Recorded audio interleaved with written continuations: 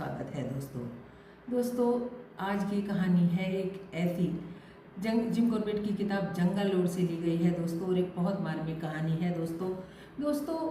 इसमें एक बाघिन है और उसके दो छोटे बच्चे, और जिम कॉर्बेट लिखते हैं, जब मेरा मन बदला, जब मैं एक शिकारी से और एक संरक्षणवादी बना और मैंने बंदूक छोड़कर कैमरा उठा लिया।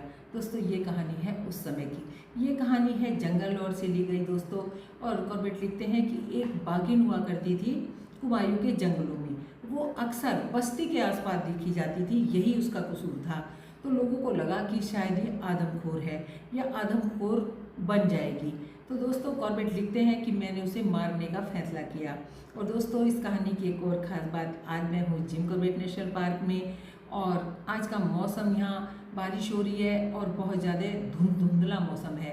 जैसा कि कॉर्बेट ने उस किताब में लिखा है दोस्तों कि उस दिन बारिश हो रही थी और बहुत धुंधला मौसम था और बहुत तेज़ बारिश थी और बारिश की आवाज़ थी, तो इसलिए मुझे उसकी आवाज़ ठीक से भी नहीं आ पा रही थी। और दोस्तों जिम कॉर्बेट की किताब की कहानी जिम कॉर्बेट में खड़े होकर सुनाने का दोस्तों अलग ही मज़ा है दोस्तों। मैं बाहर शूट करती इसको, लेकिन दोस्तों बारिश इतनी है कि जंगल में जाना मुझे सेफ नहीं लगा, और जंगल में जाकर भी मैं बाहर नहीं निकल सकती थी, बारिश बहुत तेज़ है यहाँ पर। तो चलो दोस्तों बढ़ते हैं कहानी की तरफ।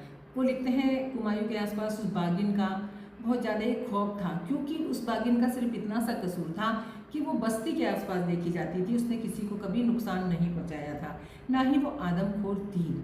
तो एक ऐसी ही शाम के समय कॉर्बेट लिखते हैं, मैं उसका पीछा कर रहा था, मैं उसको मारना चाहता था, मैं उसके शिकार के लिए उसका पीछा कर रहा था।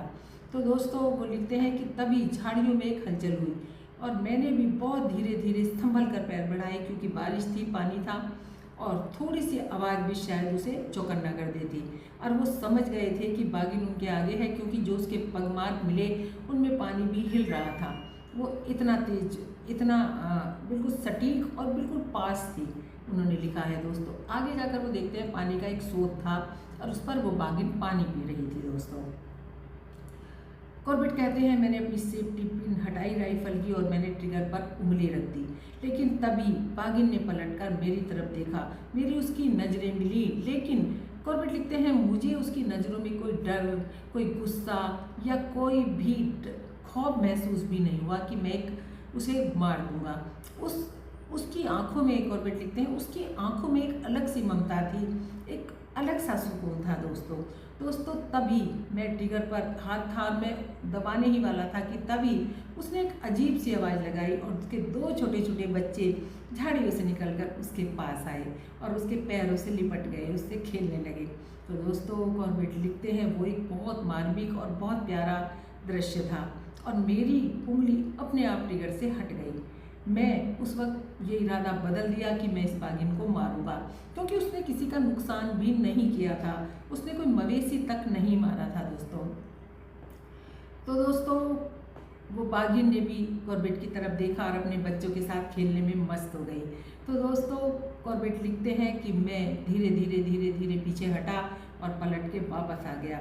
दोस्तों कॉर्बेट लिखते हैं, उस बाघिन ने मेरी तरफ देखा, शायद कि वो धन्यवाद कह रही थी मुझे, और मैं वापस आ गया। और मैंने उसी वक्त मन में एक प्रण किया कि मैं आज के बाद किसी आदमखोर होगा जो इंसानों को नुकसान पहुंचाएगा, उसके अलावा किसी भी बेकसूर जीव को कभी नहीं मारूंगा, उसका शिकार कभी नहीं करूंगा।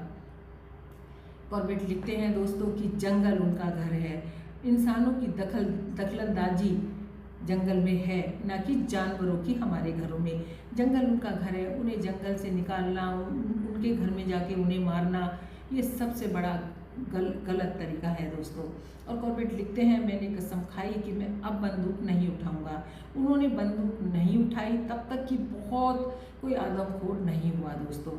और दोस्तों कॉर्बेट ने कैमरा उठा लिया। कॉर्बेट लिखते हैं कि किसी को मार कर उसकी खाल निकाल कर सजाने से अच्छा है उसकी वीडियो